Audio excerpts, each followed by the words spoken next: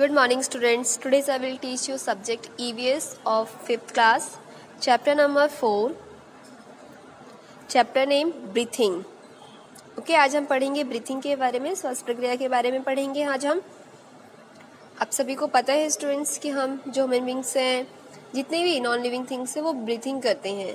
Okay, try to hold your breath by closing your mouth and pinching your knows.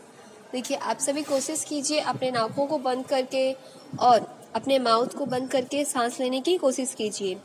तो is this convincing for your to do it? तो क्या आप कर लेंगे?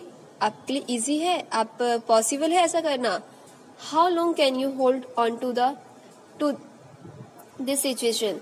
आप इस सिचुएशन जैसे आपने अभी किया है, अपने माउथ को बंद करके, अपने नोज को पिंच करके, आप कितनी देर के लिए, कितने समय के लिए इसको ऐसा कर सकती हैं? तो we can not survive without taking in and giving out air. तो हम जीवित नहीं रह सकते, हम सर्वाइव नहीं कर सकते हैं without taking in and giving out. सांस लेना और सांस छोड़ने की प्रक्रिया के बिना हम जो है जीवित सर्वाइव नहीं कर सकते हैं। ओके स्टूडेंट्स,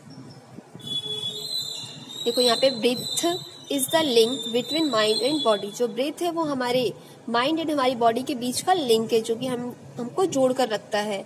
ओके, ब्रीथिंग, श्वास। Breathing is the process of taking in and giving out air.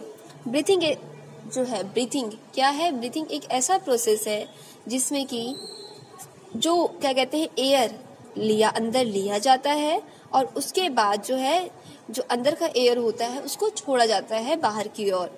We take in air through our nose which reach the lungs. हम देखो अपने नोज के थ्रू, अपने नाकों के थ्रू हम एयर को अंदर खींचते हैं, अंदर लेते हैं और वो हमारे कहाँ जाता है? लंग्स के पास जाता है। This process is called inhaling. अंदर सांस लेना जो होता है ये inhaling कहलाता है, ये प्रक्रिया। Our chest expands outwards and the diaphragm moves downwards, making space for air to enter. Breathing put out of air is called exhaling. देखो क्या कहा गया है। और जब हम सांस ले लेते हैं उसके बाद जो हम सांस छोड़ते हैं, छोड़ने की जो प्रक्रिया होती है बाहर की ओर, एयर आउट करना, breathing out of air is called exhaling. Our chest contrast and the diaphragm brings back to normal position. The diaphragm is a dome-shaped muscular organ. जो ये हमारा डायफ्राम होता है वो एक डोम, गुंबद से आकार का होता है, muscular organ in our chest cavity below the lungs. ये हमारे जो चेस्ट कैविटी होते हैं उसके नीचे। Let us understand the process of breathing. तो चलिए हम जानते हैं जो ब्रीथिंग प्रोसेस है वो क्या है। Okay, we take in oxygen from the air through our nose. देखिए, हम ऑक्सीजन लेते हैं, जो एयर में प्रेजेंट ऑक्सीजन होता है वो हम लेते हैं थ्रू आवर नोज, अपने नाक के द्वारा।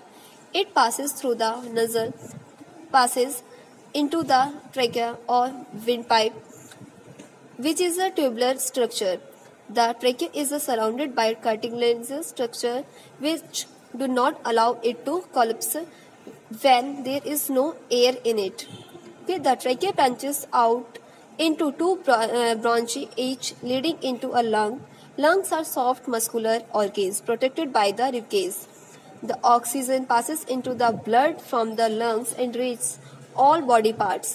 Similarly, carbon dioxide is also removed from the body through the nose. Okay, students, तो आप समझ रहे हैं? The oxygen that we breathe in helps in burning the food and releasing energy. जो ऑक्सीजन है वो हमें क्या किस में हेल्प करता है? फूड को बर्निंग करने में and the releasing energy. This is called respiration. ये जो प्रक्रिया है क्या कहलाता है? रेस्पिरेशन प्रक्रिया, रेस्पिरेशन कहलाता है, श्वसन। इट कन्वर्ट्स द ग्लूकोज, और जो ये इसको किस में कन्वर्ट करता है? ग्लूकोज, कार्बोहाइड्रेट में, in the food into energy which is required. और जो फूड हम लेते हैं, जो फूड हम खाते हैं और उसको एनर्जी में कन्वर्ट करता है, जिसकी हमें वो रिक्वायर्ड होती है, जरूरत होती है to carry out several activities in the entire life time. Okay student, next page हम नेक्स्ट वीडियो में कंटिन्यू करते हैं।